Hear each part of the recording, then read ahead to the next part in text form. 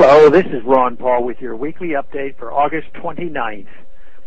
Even as a major hurricane hits the American Eastern Seaboard, the administration is determined to expand the war in Libya while threatening the regime in Syria. Is there any limit to our government's appetite to create more problems for our nation and economy?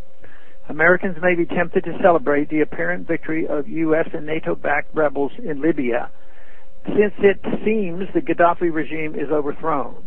But I believe any enthusiasm for our Libyan misadventure is premature.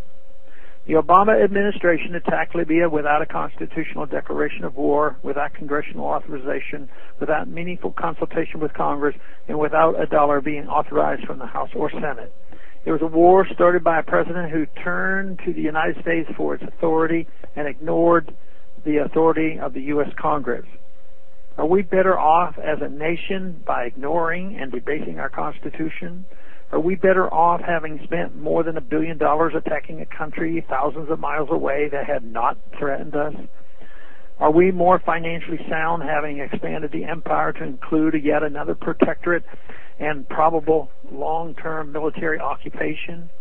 Are we more admired throughout the world for getting involved in yet another war?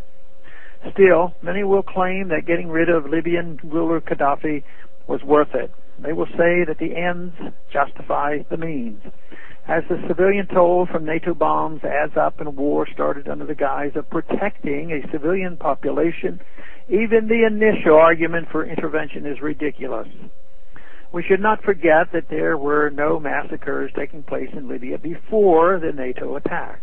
The attack was dubbed a prevented humanitarian intervention, but as soon as NATO planes started bombing, civilians started dying. Gaddafi may well have been a tyrant, but as such he was no worse than many others that we support and count as allies. Disturbingly, we see a pattern of relatively secular leaders in the Arab world being targeted for regime change, with the resulting power vacuum being filled by much more radical elements. Iraq, post-Saddam, is certainly far closer to Iran than before the U.S. invasion. Will Libya be any different? We already see grisly reprisals from the U.S.-backed rebels against their political opponents. These are disturbing scenes of looting, lawlessness, and on the part of the rebels. We know that some rebel factions appear to be allied with Islamic extremists, and others seem to have ties to the CIA.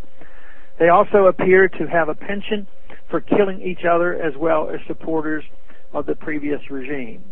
The tribal structure of Libyan society all but ensures that an ongoing civil war is on the agenda rather than the Swiss-style democracy that some intervention advocates suggest is around the corner. What is next after such a victory?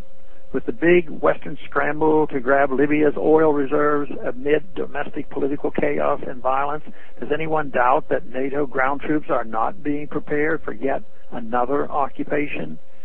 Neoconservatives continue to dominate our foreign policy regardless of the administration in power. They do not care that we are bankrupt, as they are too blinded by their desire for empire and their affection for the entangling alliances we have been rightly counseled to avoid.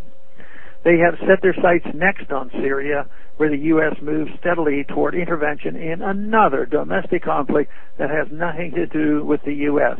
Already the U.S. president has called for regime change in Syria while adding new sanctions against the Syrian regime. Are U.S. bombers far behind? Thanks for calling this update. The new update is placed on this number, 888-322-1414, every Monday. The text can be found on my website, www.house.gov/Paul, under the heading Texas Straight Talk. Thanks for calling.